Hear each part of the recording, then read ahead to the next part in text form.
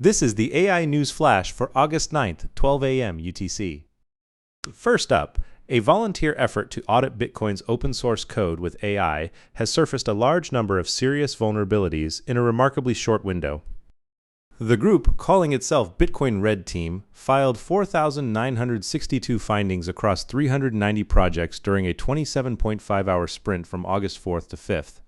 85 were classified as critical and 635 as high severity, an average of about 180 findings per hour. The team ran frontier models through a custom-built security harness, including Moonshot's Kimi K3, OpenAI's GPT-Sol, Anthropic's Claude Fable and Opus, and Zai's GLM 5.2. The effort was led by AnchorWatch CEO Rob Hamilton and a pseudonymous developer known as Kaye. In follow-up reporting from Decrypt, the team said it is now averaging roughly one critical exploit per hour per person across about 150 repositories, with multiple critical vulnerabilities reported to several projects inside a single 12-hour period. The sprint was triggered by vulnerabilities found in Coldcard, one of the most widely trusted hardware wallets in Bitcoin's self-custody culture. Notably, only about 21.4% of the findings had been independently reproduced at the time of filing, so verification is not keeping pace with detection. The operation burns roughly $10,000 a day. The team says it has now secured funding to build an open-source AI platform for ongoing Bitcoin software audits. When attackers and defenders reach for the same models, patch delivery speed becomes the new bottleneck.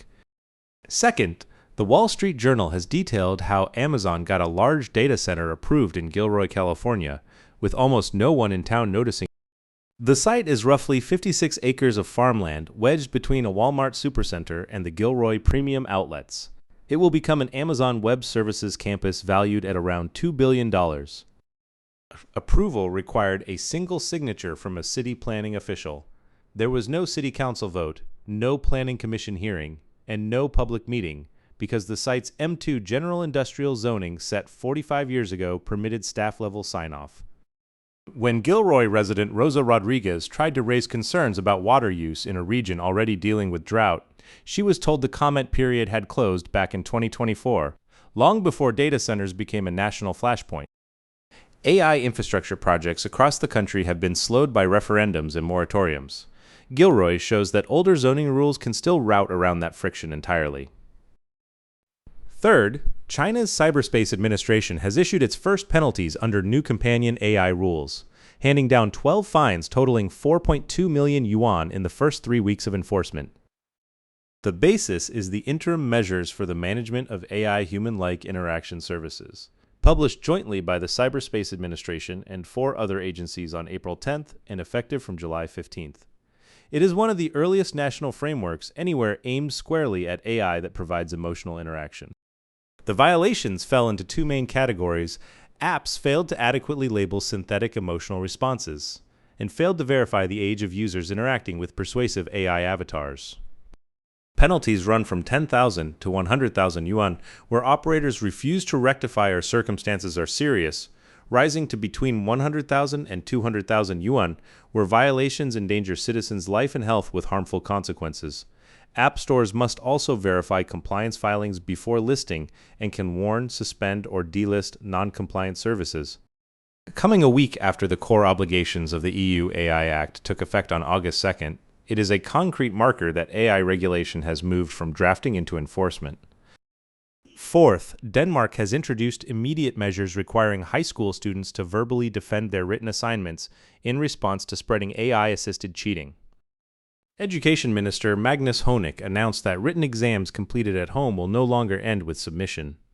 Students must also explain their work orally, letting teachers assess whether they actually understand the arguments, research, and ideas behind it.